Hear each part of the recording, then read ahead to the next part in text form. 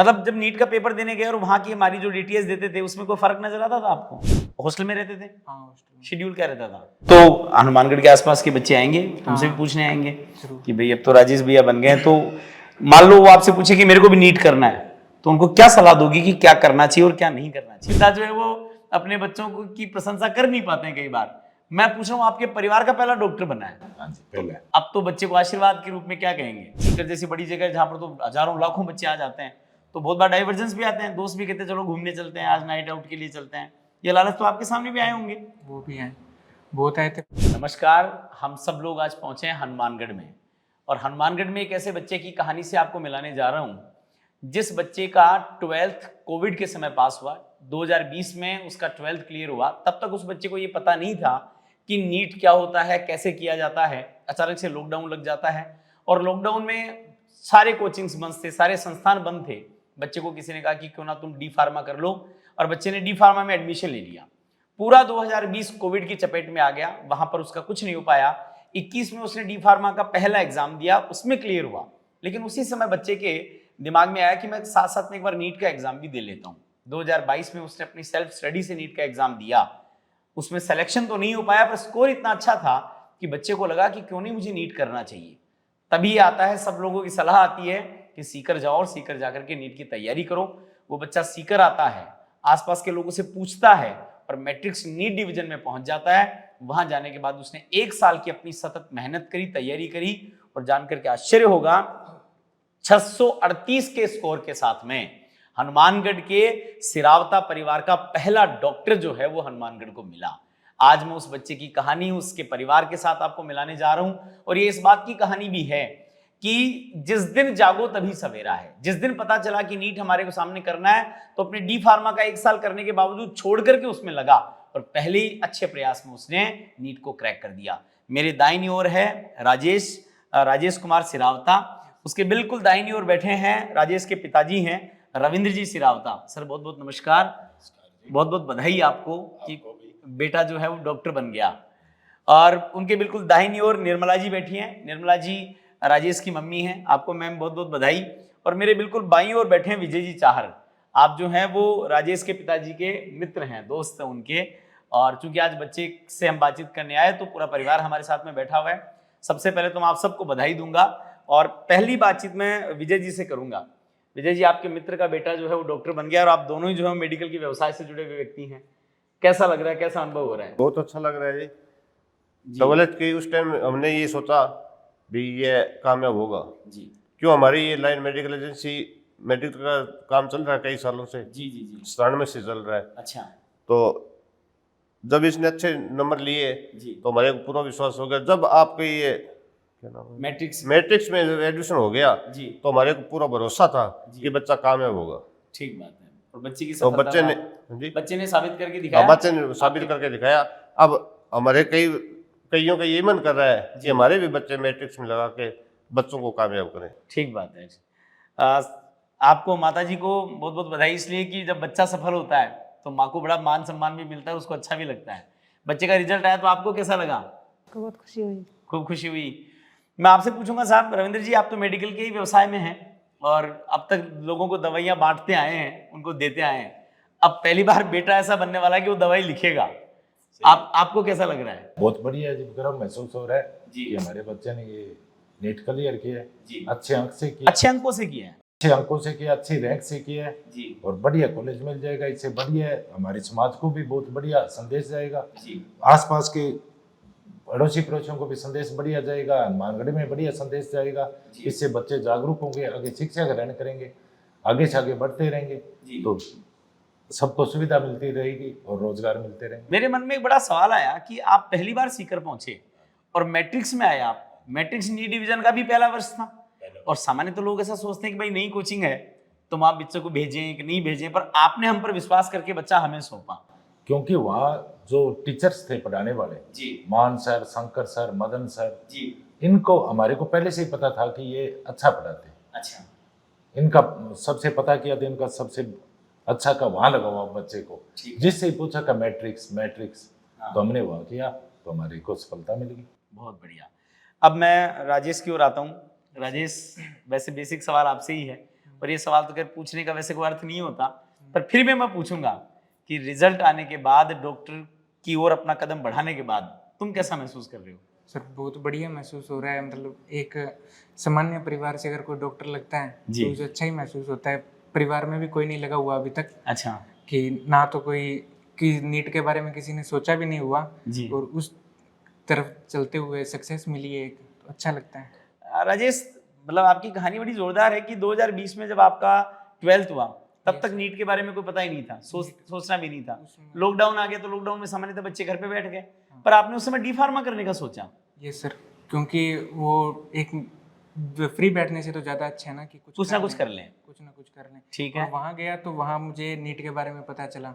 जहाँ कॉलेज में गए, वहाँ कॉलेज में गए, कॉलेज में भी 2021 में गए आप? हाँ 2021 में, और कुछ बच्चे मेरे साथ में प्रिपरेशन कर रहे थे वहाँ पे। हाँ। तो उनसे पता चला मुझे ना कि नीट करते हैं। हाँ। अब तो वो जैसे वेटनरी वगैरह कर रहे हैं जी। तो वहाँ पे मैंने दिया तो मेरा 565 का स्कोर आया। हाँ। और फिर मैंने सीकर मैट्रिक्स में, मतलब 565 का स्कोर आने से आपको ये लगा कि यार मैं हाँ यहाँ जा सकता हूँ, तो फिर आपने डी फार्मा का क्या करा?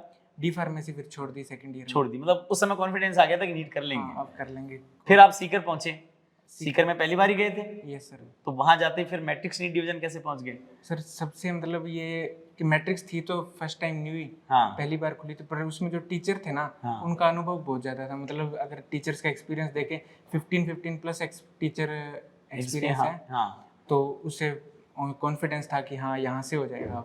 ठीक है। बेस्ट थी।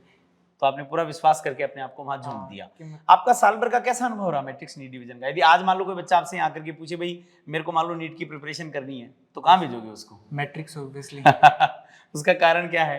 कारण सर एक तो फैकल्टी सबसे बेस्ट है मैट्रिक्स में सीकर की जी। और उसके जो मैनेजमेंट है ना वो भी सबसे बेस्ट है। अगर टेस्ट की बात करें, हाँ। हमारा जैसे पहले तो करंट का जो चल रहा है वो टेस्ट चलते थे। ठीक है। और बीच में पीछे वाला भूल ना जाए इसलिए आरटीएस भी चलाते थे हमारे रिवीजन टेस्ट सीरीज। ठीक तो है। वो भी बढ़िया अच्छी चलती थी। हाँ। और एंड के अंदर जो डीटीएस आया था, हाँ। उसका भी शेड्यूल बहुत बढ़िया था। एक दिन का गैप था कि अच्छे से कवर कर पाए। ठीक है। और वो सब बढ़िया। मतलब जब नीट का पेपर देने गए और वहां की हमारी जो डीटीएस देते थे उसमें कोई फर्क नजर आता था आपको? कोई फर्क नहीं था, मतलब सेम एग्जाम था। कोई भी क्वेश्चन ऐसा नहीं था जो मतलब एज फेस ना किया हो कभी। ये बहुत बड़ी बात है कि जो एक भी क्वेश्चन नीट के पेपर में ऐसा नहीं था जो आपने कभी फेस नहीं किया हो। मतलब वहां की डीटीएस दे लो चाहे नीट का एग्जाम दे लो, बात बराबर ही हाँ, है। बात बराबर ही। कुछ बहुत बाहर से पढ़ना पड़ता था या फिर वहां जो मिलता था वो पर्याप्त होता था? बस जो नोट्स थे उनके वो मोर देन इनफ थे। अच्छा, मतलब उससे बाहर कुछ नहीं। आपको बाहर की कोई बुक्स पढ़ने की या कोई और जाने की कुछ जरूरत नहीं पड़ी। हॉस्टल में रहते थे? हाँ हॉस्टल में। शेड्यूल क्या रहता था? शेड्यूल सर जब पहले तो मेरा सुबह का बैच था। हाँ। तो सुबह जैसे मदन सर तो एक्स्ट्रा क्लास भी लेते थे, बहुत एफर्ट्स किए उन्होंने। हाँ। 5:30 ही बुला लेते थे एक्स्ट्रा क्लास के लिए, ठीक है। सर्दी हो गर्मी हो कुछ भी। तो उस टाइम तो 2 बजे तक क्लास लगती थी, फिर आकर आधा 1 घंटा रेस्ट, और उसके बाद शाम को 7-8 बजे तक लगातार पढ़ते थे। फिर जो शाम को 10 बजे से लेके 1 बजे तक तब पढ़ते थे। अरे वाह, खूब मेहनत करिए। लेकिन मैं यदि मान लो अब तो हनुमानगढ़ के आसपास के बच्चे आएंगे तुमसे भी पूछने आएंगे कि भाई अब तो राजेश भैया बन गए हैं, तो मान लो वो आपसे पूछे कि मेरे को भी नीट करना है, तो उनको क्या सलाह दोगी कि क्या करना चाहिए और क्या नहीं करना चाहिए? सबसे पहले तो मैट्रिक्स में एडमिशन ले। अच्छा। और अच्छे से मेहनत करें। ठीक है। जो भी है अपना प्रॉपर शेड्यूल रखें और टीचर्स पे सबसे मेन भरोसा रखें।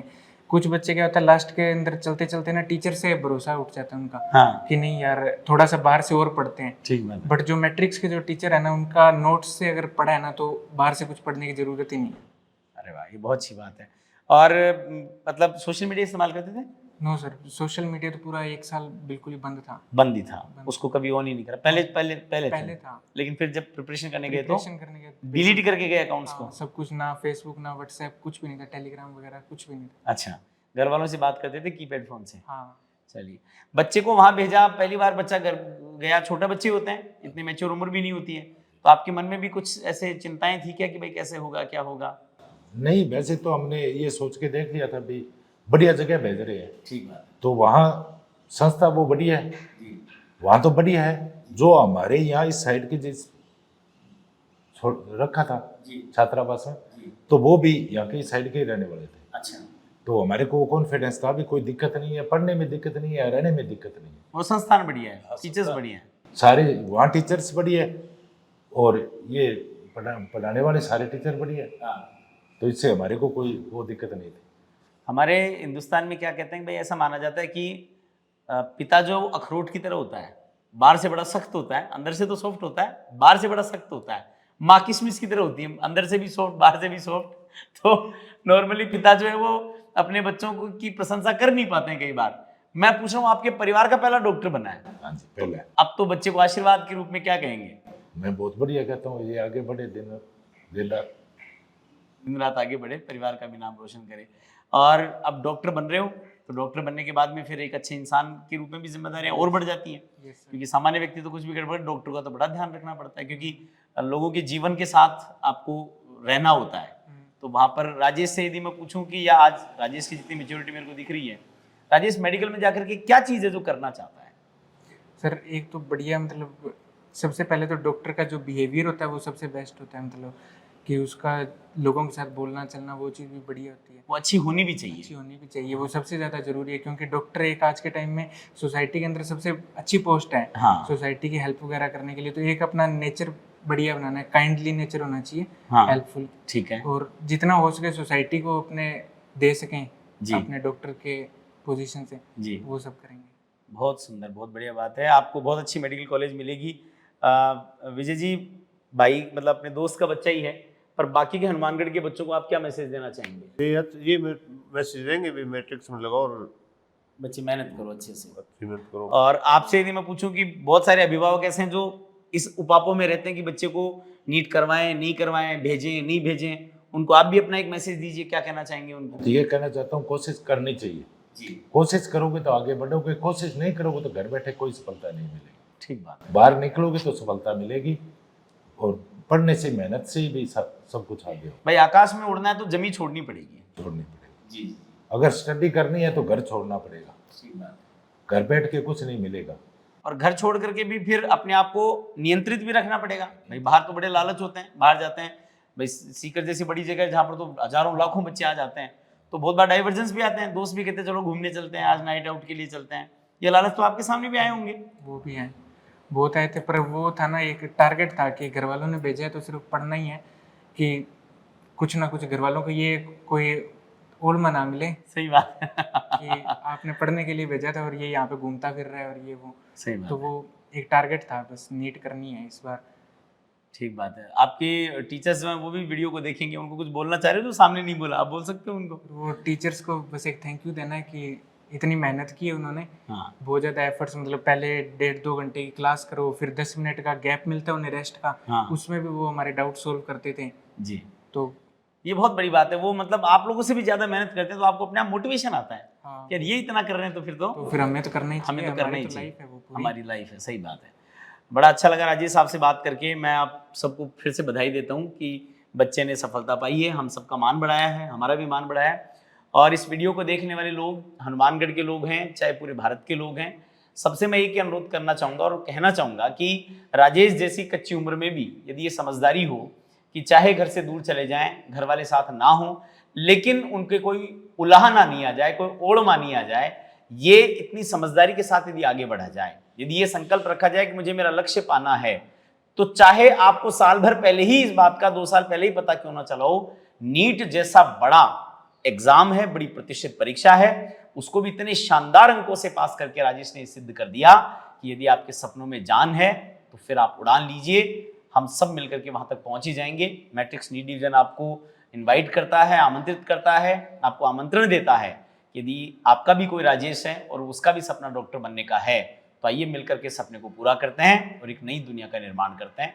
मैं फिर से पूरे परिवार को बधाई देते हुए राजेश के उज्जवल भविष्य की कामना करता हूं और अपेक्षा करता हूं कि राजेश एक बहुत अच्छा डॉक्टर सिद्ध हो, जिसके मन में भावना भी रहे, जिसके मन में उत्साह भी रहे और जिसके माध्यम से ये संसार को और बेहतर बनाने के लिए काम कर सके। बहुत बहुत धन्यवाद।